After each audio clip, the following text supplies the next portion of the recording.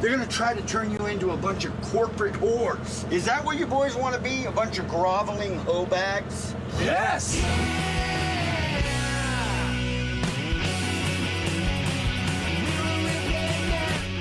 Hello, everyone watching out there. This is a very special episode of the podcast of the show because I've always said for a while that I've always dreamed of interviewing a filmmaker on a new movie. Little did I know it would be the filmmakers of the movie that I am in that is coming to y'all soon, very soon.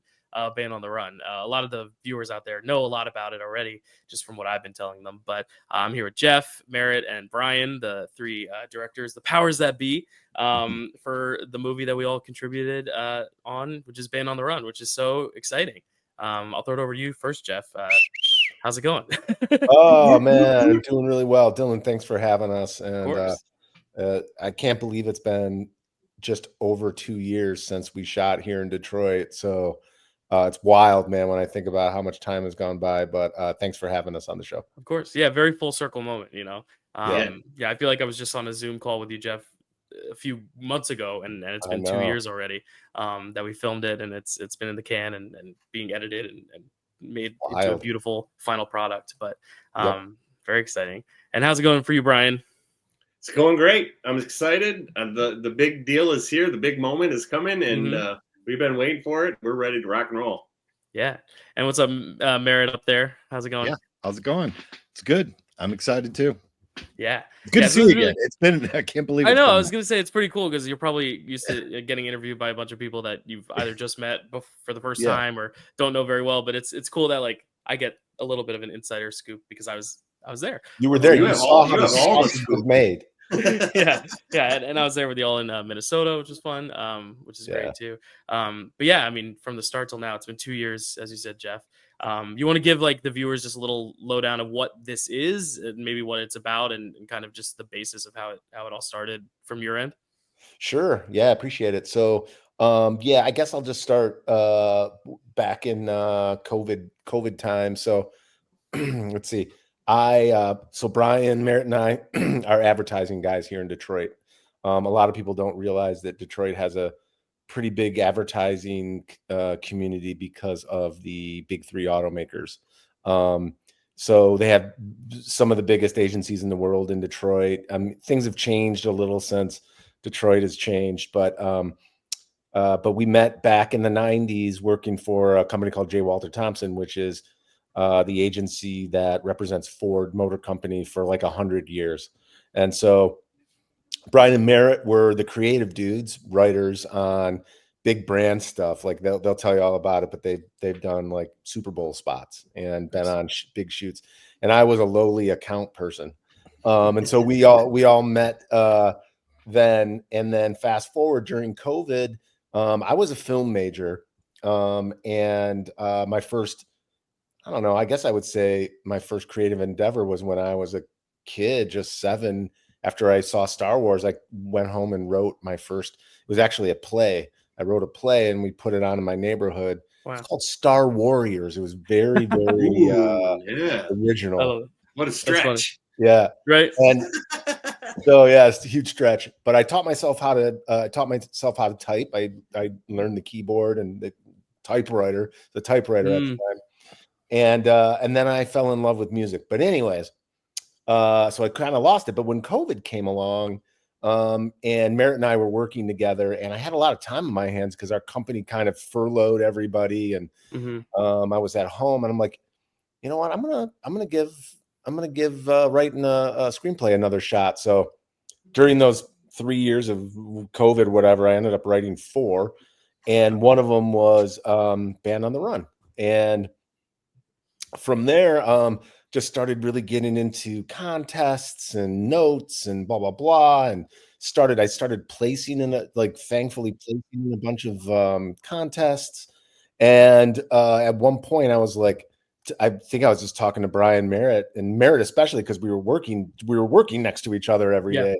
And I was like, dude, I think we should make this movie. And then Brian came in and then it just kind of took off from there. And originally it was not scoped to be as big as it ended up being. It was going to be more of like I mean, really, I mean, Dylan, you were there. It was an indie film, right? There wasn't tons of money, but it was scoped even smaller. But as kind of things kind of took off, it just kind of got to be a bigger beast. And yeah, and Band on the Run was born, and we did it. I think the total number of shooting days was 8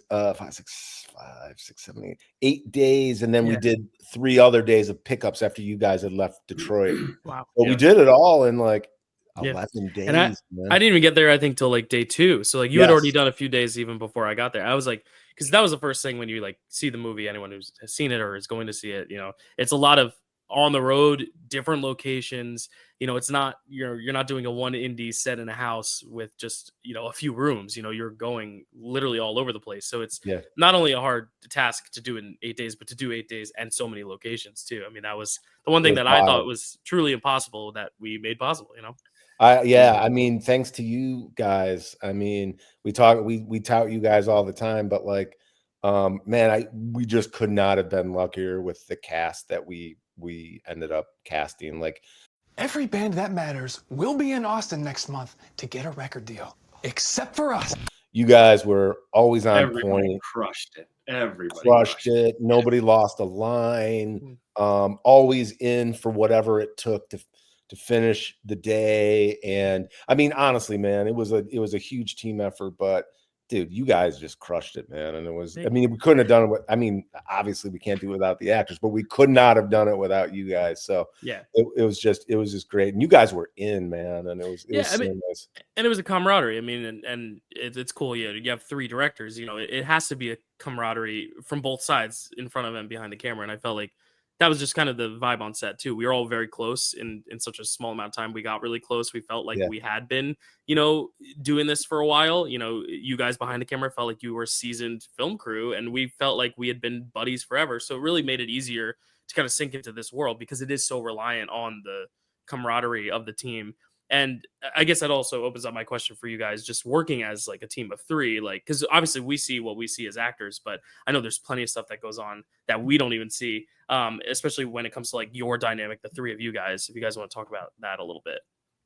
I'll let the guys take that one. We talked about this a little bit before. I mean, it was almost like a 3-headed monster. I mean, we've known each other for 30 years, and we've been on shoots together and done all that advertising stuff together. So we really didn't, we kind of were coming from the same place. So we didn't have any disagreements, or it was very, friendly, and we all had suggestions, and everybody's like, yeah, cool. It wasn't adversarial at all. And, Jeff explains that, like, if he was out working with you guys, we would be with the other cast, on the side, going over lines and going over the vibe of the scene and stuff like that. So it really turned into this kind of thing that just kept us going. And I think that, coming from the ad world, we're used to doing these smaller bits, in smaller pieces. So we kind of just did the same thing that we always do. It's just a longer format. But as far as us getting along, we're all, we were laughing, and obviously the end of the day, we're going home and our stomachs were hurting from laughing all day. I mean, we had a blast with you guys. And but yeah, as far as us 3 working together, no issues. It was smooth. I do think it's the advertising background that had a lot to do with it, because I think you get used to working on other people's ideas and helping support those ideas and trying to make something great constantly. And so you have a tendency to, I think, after you've done it for some time, to check your ego and be able to work with each other and support each other's vision. And I also think maybe we've done it long enough where we don't really live in our fears, like you were talking about, in the sense of, we knew that we only had a few takes that we could give per thing. We knew how many things we were trying to accomplish in a day, and I don't think we ever talked about it much out loud. I don't think we could have. We didn't have time. But honestly, I think, we all realized it. But one of the things I think that was, and I'm piling on to what's been said earlier a little bit, but you guys immediately were so bonded, and it felt like you had been friends forever, maybe much like we had felt like friends, that I think that brought a lot of confidence, energy, and spirit to the whole project and kept us in line, because now we wanted to see you guys come across as as great as we saw you together. It just felt right. So I think it's hard to say that we got lucky, but in some regards it felt like that, or it was just a perfect scenario in a way. We really did. One of my favorite stories of the whole shoot was that day that we had like the 11 pages. Remember the scene in the garage? We knew the timing, and we hadn't heard you guys rehearse that scene yet, and it was a long scene. And so we were kind of off to the side, and we're like, all right, how are we going to break this thing up? Because it needs to have the continuity, it needs to have the flow. How are we going to break this thing up in chunks, and how are we going to do this editorially? And I think one of us had come over to you and said, all right, we're thinking about how we want to break this up. And you're like, oh no, we can do the whole scene from soup to nuts. And you guys did, and you nailed it. I mean, it was like 11 or 12 pages. And that's when we're like, all right, this is going to be awesome, because you guys were really on it. We gotta face it. We're never getting out of here. Garage? No, Detroit. You dummy. That was a really Dylan, I don't know what you're, and I don't want to put words in your mouth, but that day was really special to me. Yeah. Oh yeah. That scene in the van was when I personally knew we had something beyond the indie film, right? Yeah. Like we had a little magic, happening. Like that would be so, happy accidents happen all the time, and I've been a musician long enough to being in the studio, and you never know what's going to happen, and things kind of morph and come together, and you're really happy and surprised. But that night, like, we shot that scene, it was the last scene of the day. It was getting later at night. We had gone beyond our 8 hours of the day. We were going into overtime. Everybody agreed that they wanted to stay and finish the scene, so we bought pizza, and it was getting later. It was like 9 o'clock, and it was the last scene. And it was dark out, and everybody was just feeling it, man. Everybody clapped a couple times after a couple of those takes, and it was because it was so moving, and you guys had hit it, and everybody was just vibing. It was kind of magical. I'm going to use the word magical. Yeah. And I mean, there's so much resourcefulness too about, like, you're running behind on schedule. You got to make it work. Like, I remember this scene by the river. It's supposed to be during sunset. Sun had fully set. We were still parking, and it was dark out. And I think that's really a testament to the team you assembled. In just addition making to it happen, like cinematographers and the production design and all that stuff, to just make sure it looked like you wanted it to look, even if we couldn't get it the actual golden hour. Like, that was the most impressive day for me, because I was like, wow, like, looking at it on a screen, and I don't know if this is giving away too much behind the scenes, but we didn't film it in sunset, but it looks like it, and that's kind of also the challenge with the van. And that was going to be, my whole thing going into it. I was like, how are we going to do this on the road? And we did it in a studio, and that's one of those things that, like, if you weren't there, you don't know, but it's really impressive, because you watch it, you would not know that you were just in the middle of this warehouse for like 2 days, just with someone jumping on the back of the van. But that's that's the movie magic. And ironically, that was one of the biggest things, is like, the people that we know from LA, when we told them about it, they're like, there's no way you can do all those road scenes.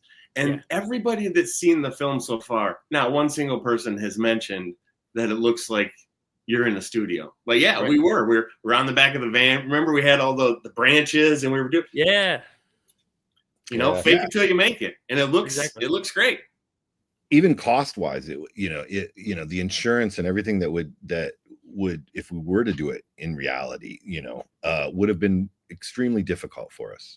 I mean, Brandon and I, the cinematographer Brandon Keller, like, originally we were gonna do it on the road. I think I mentioned that to you, Dylan, when I saw you in Minneapolis. We were going to rent a car hauler and shoot it that way. And I just was like, man, that's not gonna work. Not with this budget, right? Because and so Brandon and I spent like a week doing research online and came up like with a couple different options, but ultimately that one was the well, first off, the safest, because I Mhm. wanted to make sure everybody was safe. Yeah. And then secondly, the one that we could control the most. Right. And so, I mean, dude, I was just praying. I'm like, please let this work. Because if this Right. doesn't work, Right. this is the core of the movie, right? Exactly. On the Well, and road. that's the thing. It's such a centerpiece. It's not like, it's one scene. It's the whole movie is that. And then you branch off into these little areas, which I Yeah. also thought was great because it's like the way you wrote it, there's still room to make sure you hit all the different locations to still make it feel true to, your upbringing with Detroit and just kind of showing Yeah. off the city and utilizing all the great, places we had to film. And that's what I love the most, like the diner scene and just like Yeah. hitting the spots along the road, which made it feel real as well, that it wasn't just in a studio, because not every scene is in the car. You leave the car, you go to the gas station, you go here, you go there, to where Yeah. you're completely fooled. And all the also B-roll you got afterwards of the car or the van moving, like it really does sell the illusion really well. Yeah. You made a good point though, and it does all go back to Jeff writing. He wrote a great script. I mean, Appreciate that. everybody was into it. Everybody could feel the vibe, and it's all started with the script and the story. Certainly resonated with us and from the era that we come from. But the whole thing, came together really well. But that's all because of the script. So Yeah. props to him. Let's talk about the script real quick, Jeff. Like, so where did this? Obviously, you said you wrote it during COVID and stuff, but like in terms of your connection to it, and why this story in particular, for you. Yeah, it's semi-autobiographical for sure. I had a band in the 90s called the Atomic Numbers here in Detroit, and we played for about 4 years, but we got really close. We did a bunch of showcases for labels, and then one of the things we did is we drove down to South by Southwest, and in a van together. And at the time, I had some family stuff going on. My mom was very ill, and struggling with her health. And I don't want to get too deep into it, but like it was stressful. Yeah. It was stressful kind of balancing my home life, which was kind of in shambles, and wanting to get a record deal because I was still in my 20s, and it was difficult. And everything kind of worked out the way it worked out. But during COVID, after I wrote my first screenplay, I remember specifically thinking about wanting to write another one. And I remember I was in my bedroom, and I was thinking like, man, wouldn't it have been interesting if I would have taken my mom on that trip to South by Southwest, because she was in a wheelchair and alone at home. And I was like, and so that day, I just remember I plopped down on my bed and I just started writing the first scene, and it just started all kind of coming out.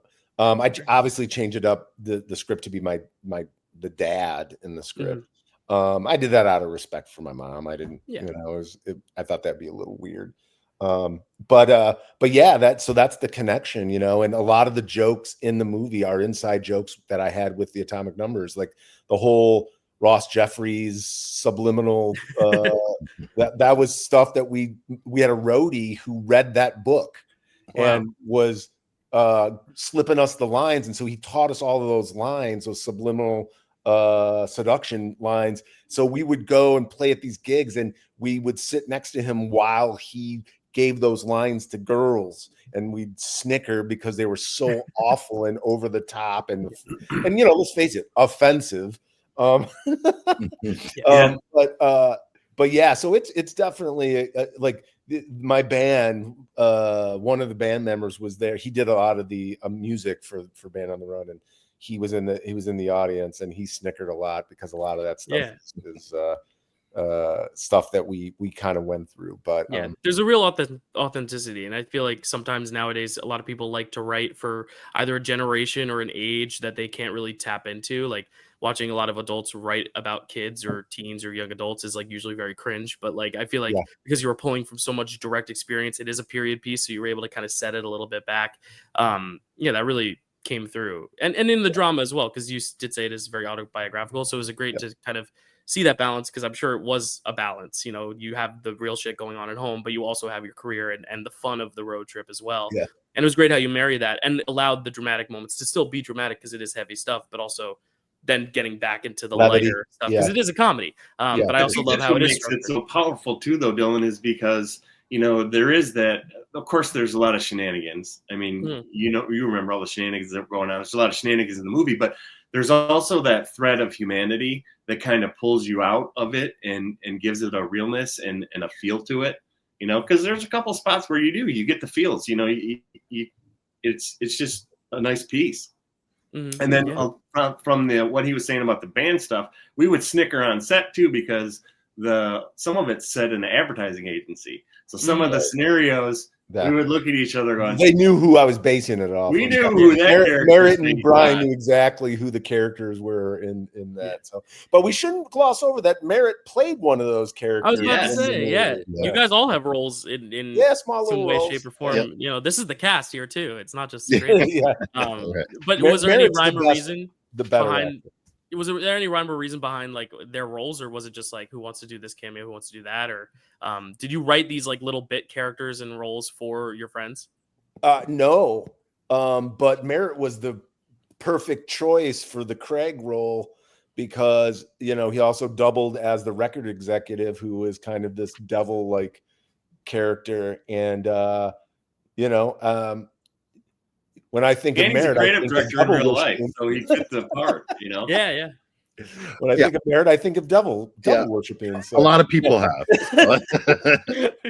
So it just really worked out. Merritt can act, and I can't, and so it just made a lot of sense. And so, that's not true, Jeff. I thought you did a fantastic job. Because I didn't have to say anything. MTV cameraman, of course. And then like about the guys in the band, how much is that based on real life in terms of personality, or were those more based on like your cast? Because I know there were like not rewrites, but a few little tweaks here and there to match tweaks here and there. You were obviously, but and then you could also talk about, you know, your casting process as well if you want. Yeah, real quick. So the I would say the cast, the band members were definitely kind of a consolidation of people that were in the band, different personality traits. The casting was very interesting because, you know, I didn't intend to cast people out of state. I just didn't find, the right folks, you know, and I used Backstage to do. I mean, I cast Matt Pearl, who is the protagonist, with Backstage, which was remarkable. I mean, I almost missed his audition when it came in, because it got kind of shoved in to I just missed it. And thankfully I revisited it and found him. And then you obviously came along and you fit the bill perfectly. And then Daniel Blair, I mean, you guys just killed it, man, as a band. And, you know, side note, I'm so pleased that you guys became friends. And like, it just really makes me feel really good that, you know, I know you don't talk all the time, but you send notes here and there, and that just warms my heart, because like, that's what I would have hoped out of all of this, you know. And I think definitely like living together helped as well, because, you know, you put us all together. You know, it didn't feel like we were coming to work. It just felt like it was an extension of just our normal you know, lives there, you know, hanging out. No, let's go hang out on set, you know, and just be friends in a van this time, or at a diner, and kind of going back to that first day in the garage. I mean, the first night we were like, how prepared should we be? Like, let's run lines. And we were like in the hotel room doing lines for hours and hours and hours till late hours in the night that first night. And just like kind of running through the script, getting on the same page, figuring out funny things to do physically, since we had only met on Zoom. But I mean, the planning you went through to just like get it, a lot of the base readings done earlier was also very helpful. You know, we got on like a nice Zoom call for a table read, which you don't always get the luxury of. You know, a lot of the times people have to do it in person, and obviously we couldn't do that. But you know, just getting to read it with the cast and hear Larry speak it for the first time on Zoom, and you know, it really started to click at every step of the way. It started to feel realer and realer until we're there, and then even by then, like we felt like we had already kind of absorbed it Like on the douche-meter, what are we looking at? So between 1 and 10. 7,896,021. So that's over 10, right? It's 10. It's 10. Oh, I think the planning went about as good as it could have. I will tell you the one mistake I think we made. My personal opinion, these guys don't agree with me because we've had some discussions about it a little bit here and there, but and it's interesting because I read an anecdote about this after the shoot, but the anecdote was basically the first 2 days of shooting is never that great because you're not in your groove yet, right? You know, we had a little, I'm speaking for myself only, guys, but I wasn't, I was really pleased with everything except some of the advertising scenes at the advertising agency, because that's the stuff we shot first. And I just didn't feel like we had really truly gotten our groove yet, as a crew and as a crew basically. And so I've read in like retrospect now, I've read that like those first couple days, typically directors come back to those scenes after the groove is in it. And I can see why they do that now, because I personally see it. I'm obviously very close to it. So these guys and I, when we were editing, I'm sure I was driving them a little crazy because I was like, man, it's just, I'm like the first, I want to see something. And they were like, dude, like you're getting it twisted. Like, I'm like, no, man, like blah, blah, blah. But eventually I think we really got it to a place. And these guys came in, not surprisingly, very, the reason that they're part of this is they realized right away that this movie in particular needed a little more space in the cuts. It was cut. Our Luke Covert, our editor, did a fantastic job. But we were just looking for a little more space in the narrative, and he was cutting it a little closer. But as soon as we allowed the scenes to breathe a little more, things really started to come alive. And that really what got me over the hump of the advertising stuff. But yeah, I mean, you know how it is, man. When you're making the sausage and you're really close to it, you're just like, you can pull your hair out. Because it's never going to be perfect. It's just, but I'm really, really pleased on how everything came out. I'm really excited about getting it out there with Freestyle Digital Media. I'm really excited for you guys to be able to show your friends and have it as part of your resume. And we're personally very excited for you guys to be part of our next I was about to say, so you know, you talked about like, oh, if in retrospect I should have done this, should have done that. So like, what do you think would be like the biggest thing you've taken away from this for next time? I mean, obviously, Jeff, you said like, you know, film the first scenes again the next time. What's yours, Brian? Well, Merritt and I, we went round and round about this. So we wanted to have a B camera, or we suggested a B camera, and Jeff was on board, but for budgetary reasons, we went back and forth, and we're like, man, we've been through this before. We know we can do it without a B camera, but it's just nice to have that luxury in editorial. It just fattens up the story and it gives you those little pieces. And we didn't do it. And I'll give it to Brandon. His vision for what he did with that one camera is fantastic. But that was really the biggest thing. I think from now on, we know we always want that B camera just for those editorial options. It's better to have it and, you know, not use it than not have it. But in this case, it worked out. But really, that was the only major discussions that we had. It wasn't an issue. You guys were right. We didn't have the money. You guys were right, but yeah, we just didn't have the money, and you know, it was tight, man. But man, I think it made us more resourceful. In the way we set the shots up and stuff. So it helped with the narrative a ton. So, and probably the first couple days, we to Jeff's point, we wouldn't be maybe as ambitious, you know.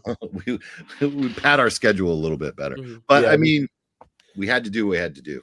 I don't know about you, Dylan, but I would come home from these shoots just absolutely exhausted. Yeah, no, I mean, they were long days, but I mean, I think it's just a testament to the fact that we were able to get it done in those days at all. You know, because I remember like the very last day, Larry had a plane to catch in like an hour or Yes. two, and we were Yeah. still in the van shooting. I mean, we really Yeah. used every single minute to our advantage. And I think that's another thing too, is like we came ready to work. We didn't want to just like bullshit around. We wanted to bullshit around, but in this sense of like, in the scene, you know, but you know, we weren't there to just kind of like get settled in. We were like, we're ready to go, you know, every single day, because you only had 8 days, so why not just live life to the fullest and you know, take the bull by the horns, you know. It's funny too, because you met the guy that plays the chef in the restaurant. That was initially, I was gonna play that part, and that was a buddy of ours who's an actor in LA. And when he found out we were doing the movie, and I was telling him about our schedule and everything, he's like, "There's no way." And I'm like, "Yeah, it's gonna happen. This is how we're doing it." And he's like, "I'm gonna get on a plane. I'm flying in. I gotta see this." And so he came in on his own dime. He stayed with me, but that's why I'm like, well, you should do this part then, you know, if you're coming into town for all this stuff. But he was blown away.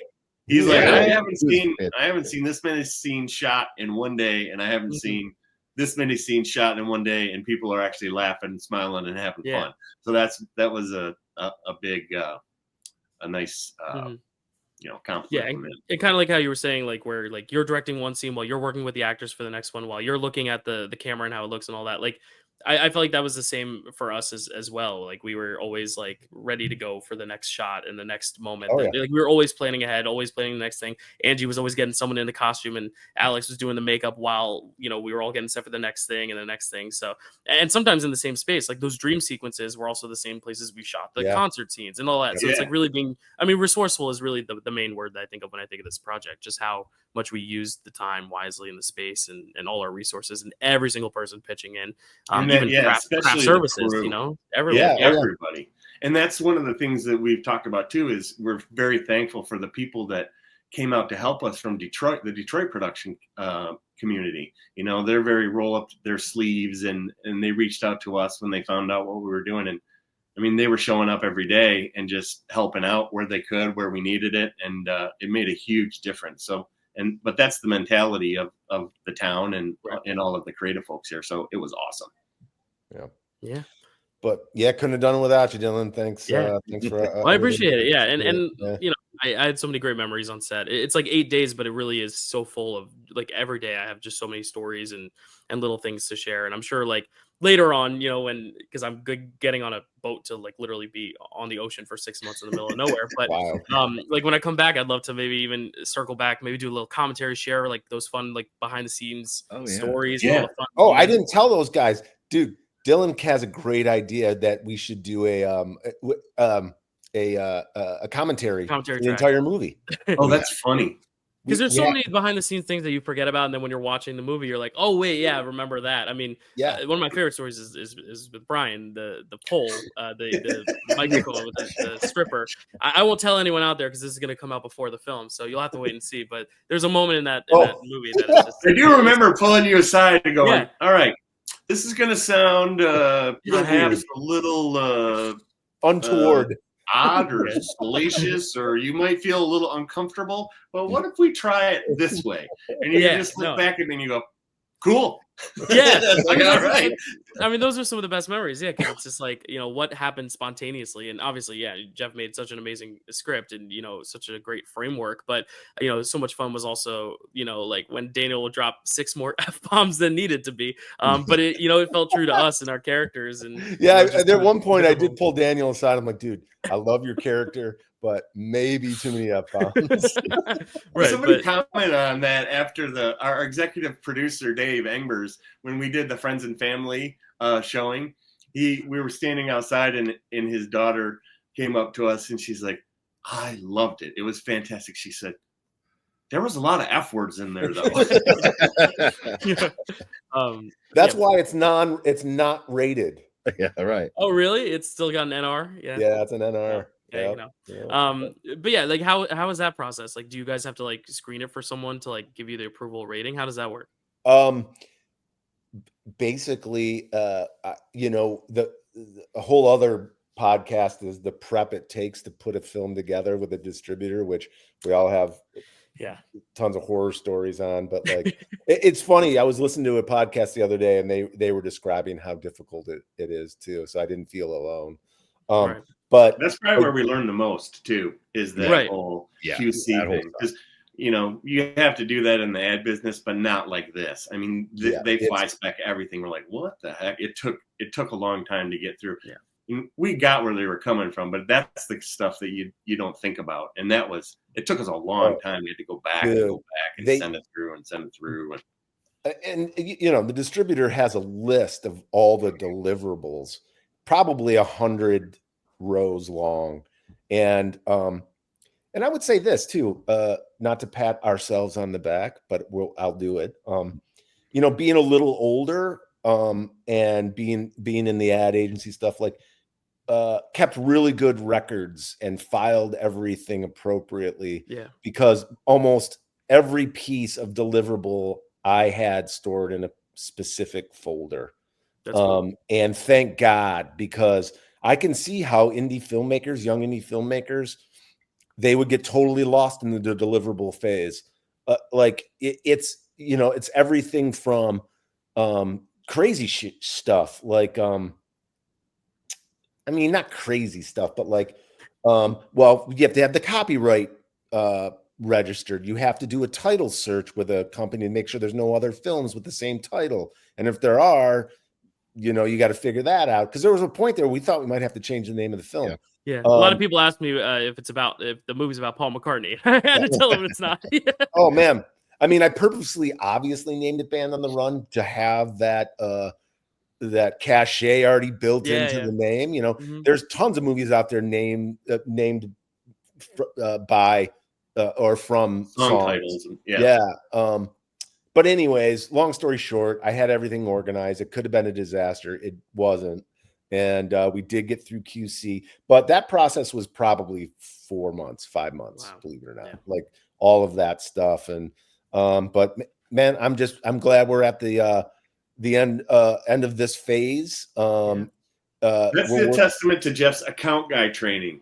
That is true. Right. It is, because creative people are not good note keepers or file keepers. So that's why it worked. Yeah, that is true. Thank you for that. I didn't think about that. Yeah. But yeah, we're just geared up to like do this next thing we're working on, and having you guys involved in however you can be. Originally, I told you, Dylan, I had my first script, Band Freaks, that we were going to work on, but not to belabor this because we're running out of time, but Merritt wrote a great script that we all fell in love with, that we hope is going to be the next movie. And we I haven't even told you, Dylan, I don't think, but we had a production company reach out to us, and we sent them the script, and they agreed to develop it. There you go. Us. Nice. And so now we're working on packaging and casting. Cool. Merritt can give you the quick rundown of what the movie is about. Absolutely. But yeah, we hope line, Merritt. Yeah. Well, it's a the elevator pitch. The elevator pitch.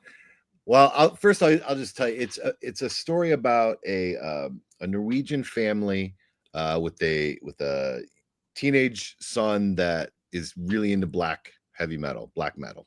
Cool. And they're uprooted and come to Mackinac Island. Mm-hmm. Their father gets a job as doing the ferry, driving the ferry, and so it's a classic fish out of water stories. This kid is put in the middle of Midwestern Michigan tourist fudgy town that is Mackinac, and so he has to sort of deal with that, and yeah, there's a lot of it's kind of I think what's fun about it is it's also in line with how Band on the Run was. Mm-hmm. Like when I first read for sure Jeff's script, it reminded me of what I had been writing for black metal, because they kind of can't come from the same place, the same it's got a little bit of a John Hughes heart to it, and and also it's got that sort of same kind of sense of humor that's borderline pushes it a little bit, maybe too far at times. But and then it's got that love of rock and roll and playing in that whole thing. But I don't.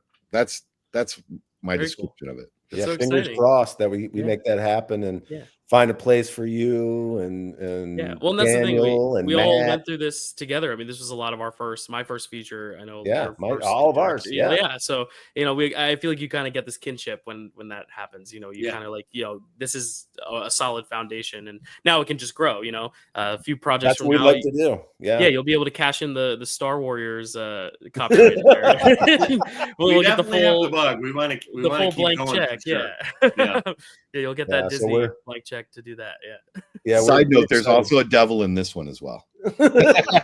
Lovely. There will be a devil in every movie that we make, just so you know. Even if it's hidden somewhere. Yeah, so you guys will have to be on the lookout for that. Where can they find Band on the Run, though? What's the next step in terms of how people are going to get to see it? We're right around the corner. BandOnTheRunMovie.com, and it's the same on Facebook and Instagram, and we even have a TikTok. So it's distributed through Freestyle Digital Media. The exact channels are still kind of TBD, but it'll be all over the website and our Facebook page in the next couple of weeks as soon as we know. But we hope you watch it and see your pal Dylan, because it's fantastic. Yeah. So I'm very excited. See Dylan killing.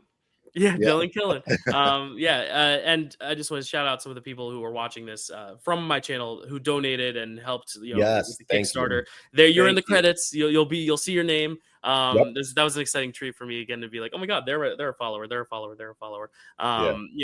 I'm glad that this is reaching a wider mass of people, and I hope it continues to, because I'm really proud of the work we all did, and I think it's worth seeing. It's not just a passion project and not just delightful to us, but I genuinely think people will it's a fun ride. It's a fun ride, indie ride. For sure. If you're a Buffy the Vampire Slayer fan, I mean, Larry's in it. Larry Bagby. There you go. Hocus Pocus, Walk the Line. So we got a lot of Buffy fans watching this channel too. It's a big Buffy hub here too. Nice. Awesome. and horror movies in general. So they love Larry. They already know. Like I've been hyping him up. I'm very excited and to see what happens next. You're just a crappy little drummer from the suburbs of Detroit. Any last plugs? Anything else to? I just want to echo what you said. Thank you to the folks who contributed. Could not have done it. We literally couldn't have done without him. And so thanks to all of those listeners and watchers who contributed. So appreciate that. So thank you. Cool. So you guys can see it next month. Hopefully you'll be able to get it to it soon, and stay tuned for more. And I think later down the line we'll definitely circle back, maybe get some of the other actors on board too, and do commentary or do just great. Like shooting the shit and talk about some behind the scenes stuff too, because that's always fun. I'm sure lots of funny stories, plenty more stories. Once it already comes out and people already watched it 10 times, then we'll give them a little peek behind the scenes. Fingers crossed. Thank you guys. Thank you, Jeff. Thank you, Merritt. Thank you, Brian. Thank you, Dylan. Thanks, Dylan. It's been fun. And stay tuned, y'all. Band on the Run coming very, very, very soon. Every band that matters will be in Austin next month to get a record deal. Except for us. 1, 2, 3, 4. We gotta face it. We're never getting out of here. Garage? No. Detroit. You dummy. Anything for me? Not a way. Could be something. No, just a letter from a lame music festival in Texas. Oh, yeah. I remember you guys. Yeah, you're the Cheap Trick ripoff band, huh? Going to Austin, and we're gonna blow his ass out of the water. Let's go. Here we go, or we're not gonna make this. Careful. Help me get him in the van. Picked the wrong stuff drinking. Be high. Careful, all right? Watch it. Ow, watch it.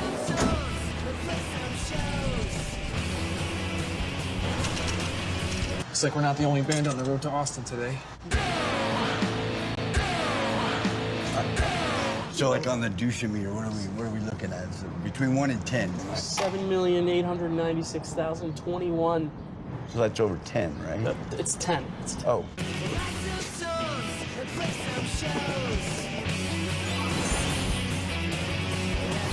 door, man.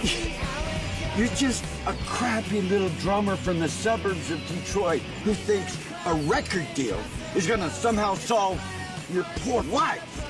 I mean, is he gonna make it, or? We'll know more soon.